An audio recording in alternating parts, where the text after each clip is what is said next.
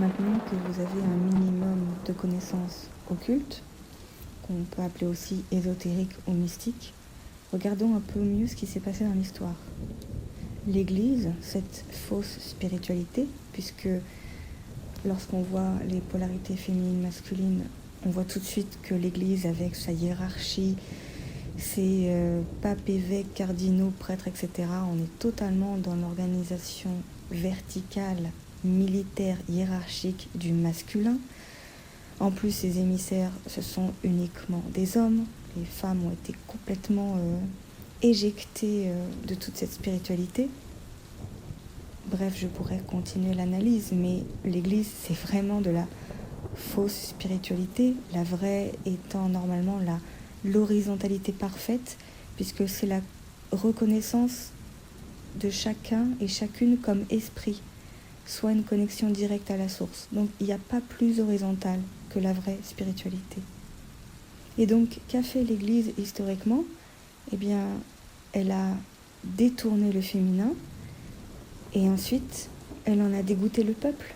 Aujourd'hui, les gens se réjouissent que l'État soit séparé de l'Église, et cela veut dire que le pouvoir temporel, la politique, soit séparé du pouvoir spirituel, la mystique.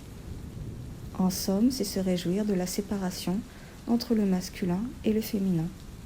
L'Église a dégoûté le peuple de la spiritualité avec sa fausse spiritualité, et c'est le peuple lui-même qui a demandé, ou en tout cas une partie du peuple, qui a demandé et qui est content aujourd'hui qu'il y ait une séparation entre mystique et politique, ou spiritualité et temporelle. Par-dessus, évidemment, ils ont rajouté une couche de marketing, comme quoi la laïcité, c'est la liberté de culte, etc. Oui, caressons les gens dans le sens du poil quand on leur a enlevé toute identité. Puisque sans spiritualité, vous n'avez plus d'identité, vu que vous ne savez plus que vous êtes un esprit. Si vous ne savez plus qui vous êtes, eh bien on peut faire de vous ce que l'on veut.